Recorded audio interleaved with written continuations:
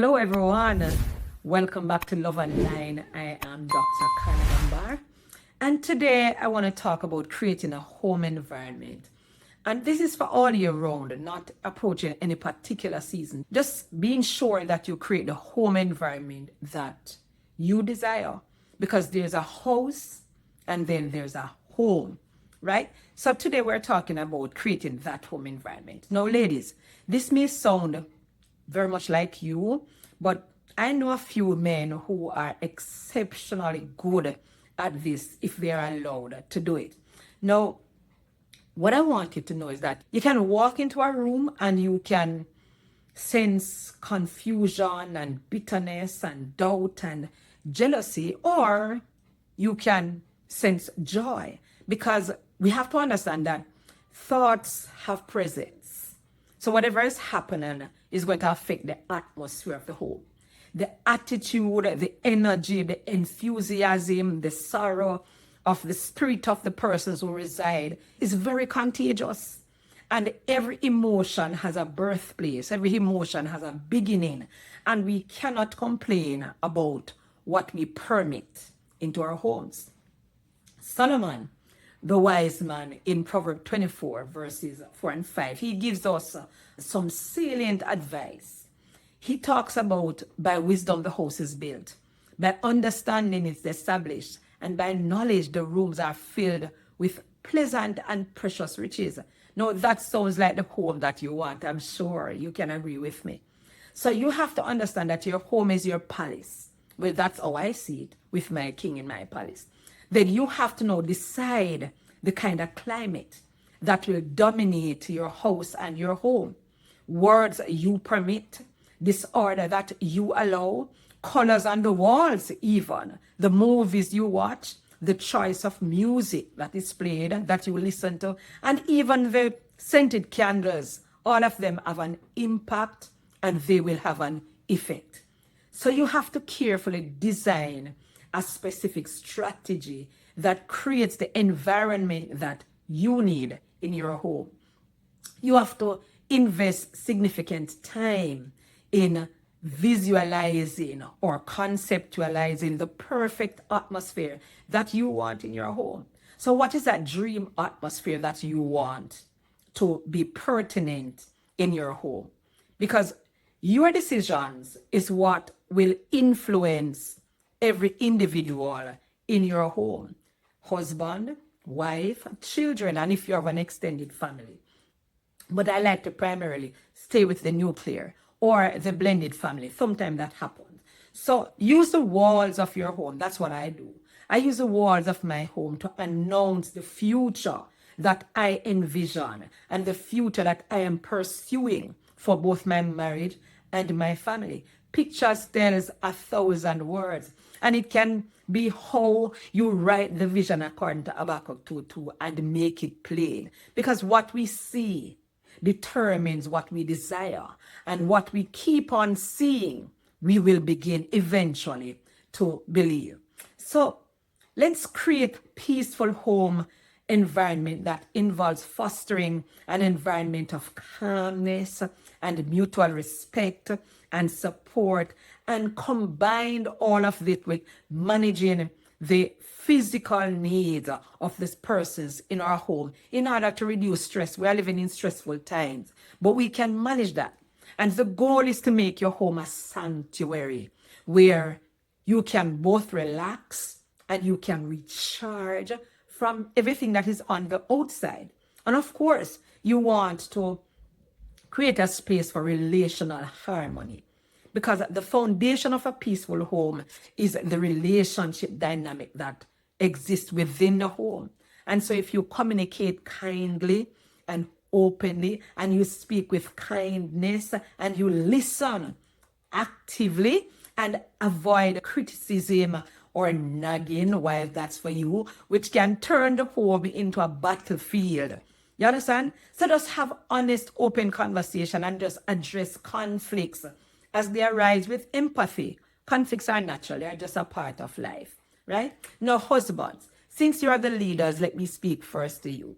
Because if you are to create a peaceful home for your wife, this involves focusing on both the physical aspects of what she needs in her home and the emotional aspects of what she needs in her home, ensuring that she feels wanted, she feels valued, she feels supported, and more than anything else, because you are the security guards, that she feels safe. So how do you do that? I stated it before. Active listening, you don't do very well with that.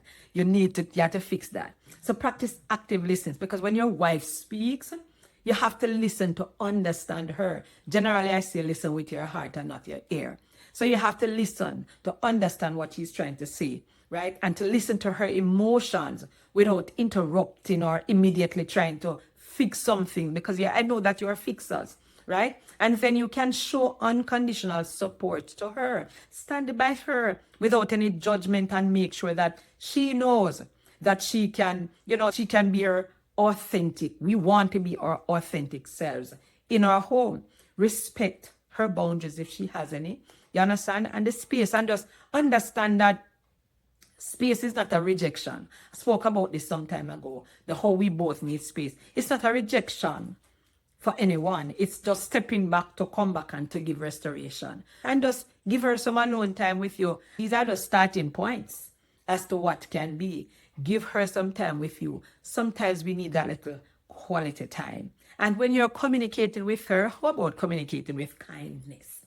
That is, your voice doesn't have to be gruff. Speak kindly to her. You understand? And choose your conflicts clearly. And choose your words too. Avoid making assumptions about anything and everything. Just practice emotional intelligence or emotional regulation, whichever one of them you want to use. You understand? And just be predictable and reliable, because we need that too.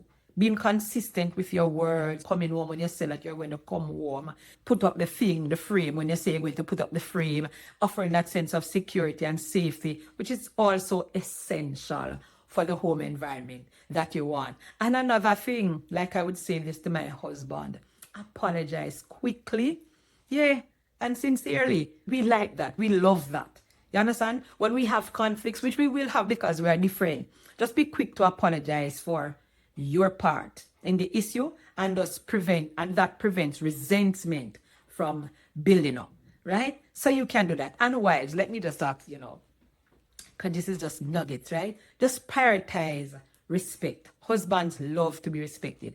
Show respect for your husband and for his opinion and his needs and the boundaries that he has. If he's watching a game, watching a football game, whatever it is, because a man needs to feel honored in his home. And you can offer support too, or whatever his projects are, and encouragement. Be his biggest fan, his biggest cheerleader. That's what I do with my husband. And just be that source of strength. Support the dreams that he has, even if they sound foolish to you, the goals, and just be willing to help carry the load when the time is right. I like greeting my husband warmly when he comes home. Greet him with a smile, a hug, a kiss, a glass of water, just whatever. Offer a drink, man, and just, like I said to him, spend some quality time with him, because that too can be important. Just be a sense of peace and not pressure. And ask yourself daily if you are contributing to a calm atmosphere or adding stress to the atmosphere. The word of the Lord in Isaiah tells us that my people live in peaceful dwelling places, in secure home. Yes, and that's what we want. We want peaceful dwelling places. We want homes where we foster wholeness and love and joy and peace in our homes, right? And this is in the Bible talks about in undisturbed places of rest. I want you to rest in your homes. So create the home that you desire.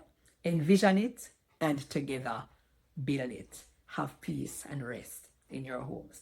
Until next time, we'll talk again. But before I go, let me just invite you to, for more tips like these, join the gym, the Grow Your Marriage Minister. Register for it. There are courses for husbands, courses for wives. So right now we're about to roll out how to speak so your husband will listen. That's a course for the wives, of course. And then we have loving your wife in a Christ-centered way. Husbands, those courses are for you. Sexual proficiency. I know I'm talking both your languages. That's another course you can register for. If you're a seasoned couple, then or marriage certification courses just for you so that we can help to advance the kingdom, help others with the maturity that we have to be the best married couples that they can be. And if just in case you're single and you're watching this, the Marriage Readiness Intelligence or MRI is just for you. Contact us at Carla Dunbar Ministries on all handles, or just write to us at carladunbarministries@gmail.com. God bless you. Thanks for watching.